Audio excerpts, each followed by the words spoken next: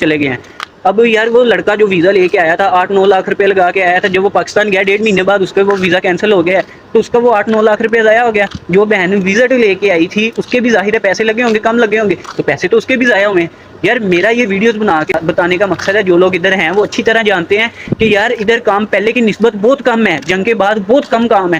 ٹھیک ہے, جو لوگ جہاں پہ لگے ہوئے ہیں وہ کام چھوڑ نہیں رہے. فار ایگزامپل جب یار میری ایک برانچ ہے, ٹھیک ہے, اس میں 4 ورکر کام کر رہے ہیں, وہ کری جا رہے ہیں, میں نئے اسٹاف کو کہاں سے ہائر کروں گا؟ اگر میرے بزنس کی گروتھ ہوگی, میں نئی برانچ اوپن کروں گا تو مجھے اسٹاف چاہیے ہوگا. یار یہی حساب ادھر کا ہے, جب کام ہوگا تو لوگ کام کریں گے, جب کام ہی نہیں ہے تو کہاں سے کریں گے؟ ابھی تک بحرین کے حالات سٹیبل نہیں ہوئے. جو لوگ ادھر رہتے ہیں, کام کر رہے ہیں, پرانے ہیں, ان کو بہتر پتہ ہے.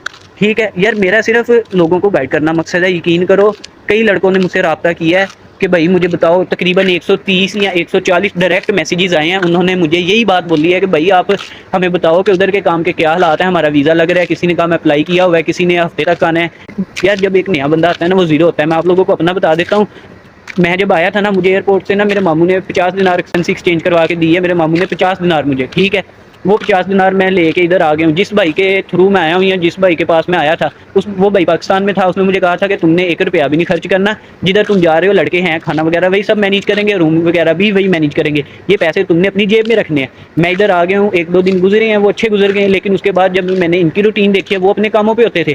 ٹھیک ہے, 15 دینار میرے میڈیکل کے لگے ہیں. اس کے علاوہ میرے پاس 35 دینار تھے, اس میں سے 5 دینار کو کہہ لو کہ میرے ضروری کام میں لگے. 30 دینار بچے تھے, وہ میں نے ایسے ہی لگائے ہیں. یار جب ایک بندہ ہے, شام کو 4 بجے سے لے کے 11-12 بجے تک روم میں کوئی بھی نہیں ہے, مجھے بھوک لگ جاتی ہے, میں بھوکے تو بیٹھے نہیں رہنا, یا اس طرح کا کوئی بھی کام ہو جاتا ہے, چھوٹی موٹی ضرورت پڑ جاتی ہے. ٹھیک ہے, وہ حساب لگا لو 30 دینار میں 18 سے 20 دن میں بیٹھا بیٹھا کھا گیا. ٹھیک ہے, جو لوگ ادھر رہتے ہیں وہ سمجھ سکتے ہیں کہ 30 دینار 20-22 دن میں کھا گیا. نہ روم رینٹ, نہ کھانا پینا, صرف کیا کہ کہہ لو کہ ایک خرچہ. ابھی میں نے پیکج بھی نہیں کروایا, میری سم کا خرچہ نہیں, اگر سم وغیرہ لیتا ہی ہے اس کا تھا, وہ 10 دینار الگ سے تھا, 9-10 دینار.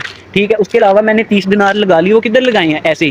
میرا مقصد جو نئے لوگ آ رہے ہیں ان لوگوں کو اس چیز سے واقف کرنا ہے کہ بھائی آنے سے پہلے مینٹلی طور پہ, مالی طور پہ تیار ہو کے آنا. بس میں کسی کو پرسنل ٹارگٹ کر رہا ہوں. اور ایک اور بات, لوگ مجھے اب کہیں گے کہ یار جب تم نے یہ سب کرنا ہے, یہ ہے یا وہ ہے, تو تم یہ ویڈیوز کیوں بنا رہے ہو؟ یار میں نے اپنے چینل کا نام ہی ہے Bahrain life with Hamza vlog, channel کا نام ہی میں نے یہ رکھا ہے. تو یار جب میں نے نام ہی یہ رکھا ہے تو ظاہر ہے میں ایک کنٹینٹ سٹارٹ کر رہا ہوں, چاہے ابھی میں 0 پہ ہوں, لیکن یار وہ سب میرا ایک سائڈ ہے, تو یہ تو میں کرنا ہی کرنا ہے. یہ بھائی آپ لوگوں کی اس بات کا جواب ہے کہ بھائی آپ ہمیں کیا بتا رہے ہو؟ بھائی میں آپ لوگوں کو نہیں بتا رہا, جو لوگ سننا چاہ رہے ہیں میں ان لوگوں کو بتا رہا ہوں. یہ نہ میں کسی کو پرسنل ٹارگٹ کر رہا ہوں, اور نہ میں آپ لوگوں کو کہہ رہا ہوں کہ آپ ایسے کر رہے ہو, آپ ویسے کر رہے ہو. میرا خود کا ہے, ٹھیک ہے, وہ میں اپنا سٹارٹ کر رہا ہوں ایک نیا. بس بھائی میرا ویڈیو بنانے کا یہی مقصد تھا. کل ملتے ہیں ایک نئی ویڈیو کے ساتھ, فی الحال کے لیے اللہ حافظ.